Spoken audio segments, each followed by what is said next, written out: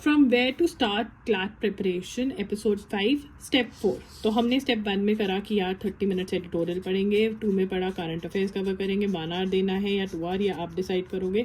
3 में हमने क्या कि या तो हम एक सब्जेक्ट चलाएंगे जिसको हम 2 घंटे पढ़ेंगे, या फिर हम 2 सब्जेक्ट्स पढ़ाएंगे तो दोनों सब्जेक्ट को 2-2 घंटे देंगे according to your time, right. अगर आप एक सब्जेक्ट चला रहे हो तो ऑब्वियसली आप दूसरे सब्जेक्ट को ख़त्म करोगे, पहले लीगल करोगे, फिर रीडिंग कॉम्प्रिहेंशन करोगे, एंड फिर आपके अब आप स्टेप 4 पे आ गए हो।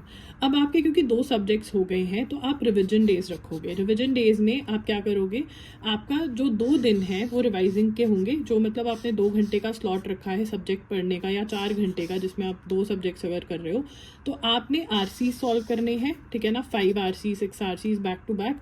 और लीगल का आपने थ्योरी पढ़ना है। मान लो कि आज 2 दिन है, मैं आरसी तो सॉल्व कर ही रही हूँ, ठीक है, आज मैं टॉर्ट्स पढ़ लेती हूँ, अगले साइकिल में मैं कॉन्ट्रैक्ट्स पढ़ लूँगी, फिर इंडियन कॉन्स्टिट्यूशन, ऐसे ही मैं बार बार रिवाइज, और चाहे सेम क्वेश्चंस रीजनिंग के सॉल्व करती रहूँ, मैं वो करती रहूँगी। अगर आप और क्वेश्चंस ले सकते हो रीजनिंग के, कोई और प्रैक्टिस बुक है तो उसमें से सॉल्व कर लो, PYQs अगर सारे सॉल्व हो गए तो। और जो मैंने वोकैबुलरी के वर्ड्स नोट करे हैं ना, 2-2 वर्ड्स हर रोज़, मैं वो भी रिवाइज करूँगी, उसका मैं वीक बना लूँगी कि मान लो मैंने स्टार्ट किया जनवरी 1st वीक की लिस्ट है ये मेरी, ये जनवरी 2nd की, या फिर जनवरी मंथ की लिस्ट, फरवरी मंथ की लिस्ट, वो मैं रिवाइज करूँगी इन 2 दिनों में। अब सारा तो एक साथ नहीं होगा, वो मैं डिवाइड कर लूँगी कि यार इन 2 दिनों में मैं ये करूँगी, अगले 2 दिनों में ये करूँगी, राइट।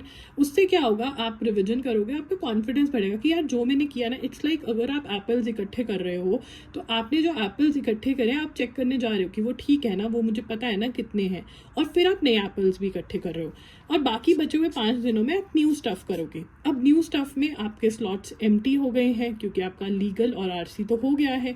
तो अब आप चूज करोगे कि आपको लॉजिकल रीजनिंग, क्रिटिकल रीजनिंग और मैथ्स में से कौन से सब्जेक्ट उठाने। अब आप लॉजिकल रीजनिंग उठा सकते हो, वो आपको RS अग्रवाल की बुक में से करना है।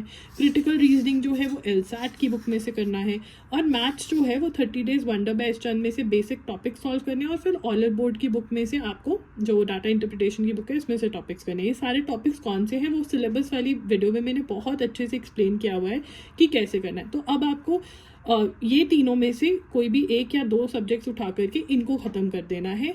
एंड जैसे जैसे आपके ज़्यादा सब्जेक्ट्स होते रहेंगे वैसे वैसे आप रिविजन डेज बढ़ाते रहोगे। मतलब जैसे लॉजिकल हो गया तो 3 डेज रिविजन हो जाए, क्रिटिकल हो गया तो 4 डेज रिविजन वाले हो जाएंगे, और जब मैथ्स रह जाएगा अकेला तो मे बी आप 5 डेज या 4 डेज अपना पुराने सब्जेक्ट्स रिवाइज करने पे लगा सकते हो, और बाकी 3 में मैथ्स कर सकते हो।